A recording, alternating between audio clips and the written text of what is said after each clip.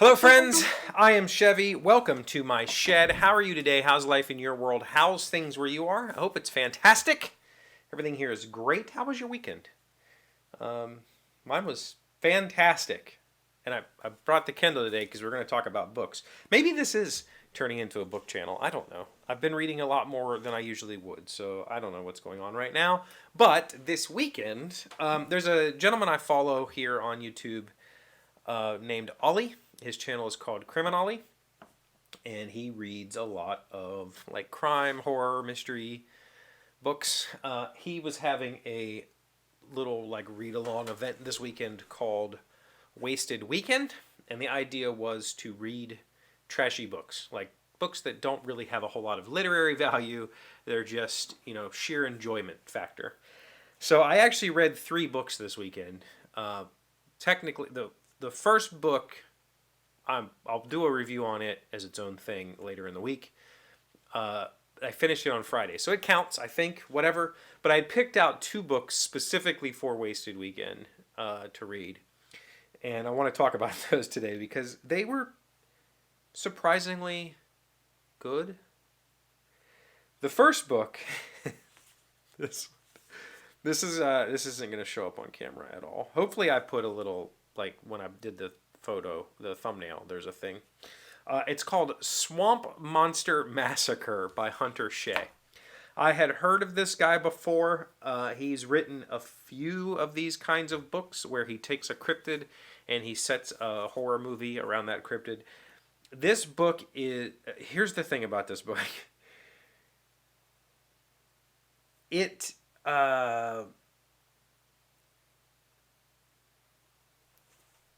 It's just a creature feature, right? It's literally a B movie written down. But it was really good.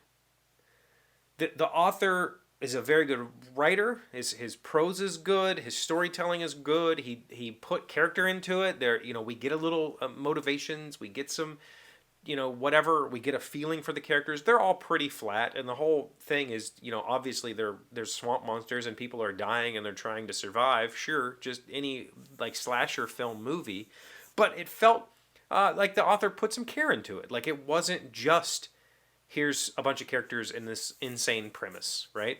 The premise was pretty good. It started off pretty okay. The main character gets into a situation, ends up dragging these other people along with him. They go into the swamp and people start dying, right? And then from there on out, it's just violence and whatever. I'm going to read more. I found myself enjoying it just for the silliness factor, but also because it was written so well.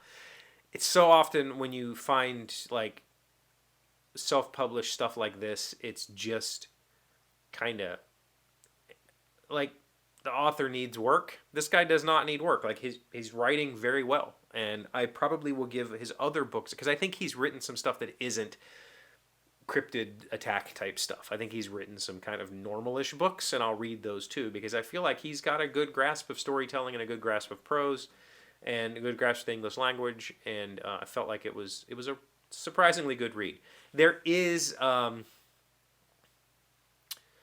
scene, like the last scene of the book, I felt like was a little extra and probably didn't need to be there. It's a little, trigger warning. It's a bit much. It's not blood and gore, but dead body and horny monsters.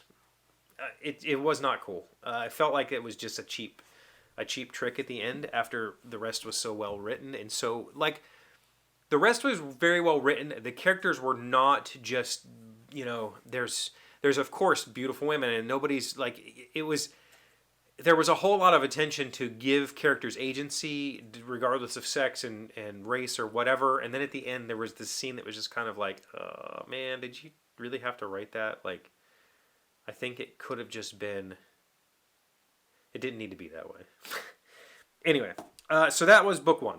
Enjoyed the read. I'm going to read more.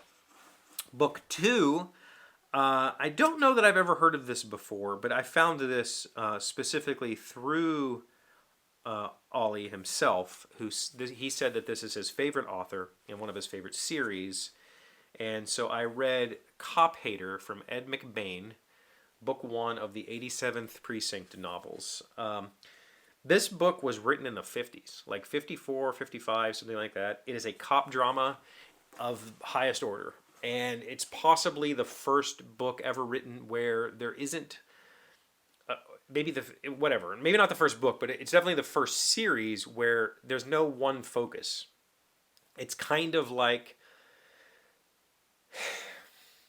SVU or something where there's a whole bunch of different cops and we get to float between them. And I guess the whole series it's a series that's about the precinct, not necessarily about the cops that work there. There's something like 50 books. This series went on until the 2000s, until he died.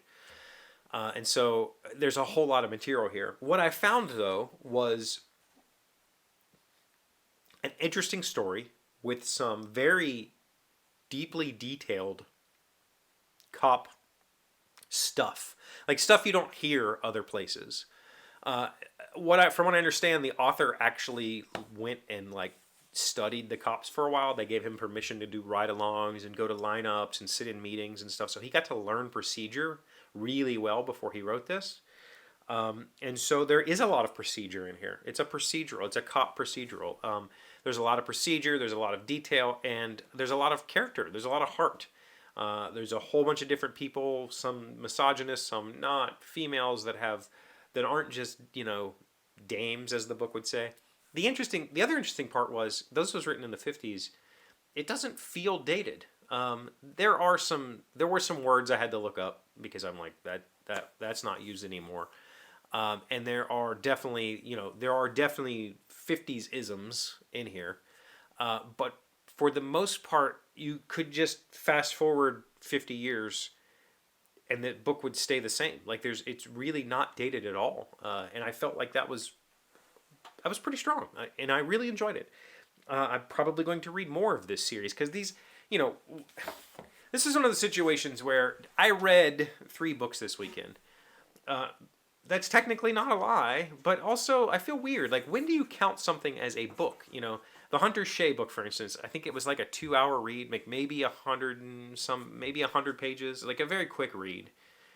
This Ed McBain story was maybe a 4-hour read, a 4-hour read. It was 150 pages.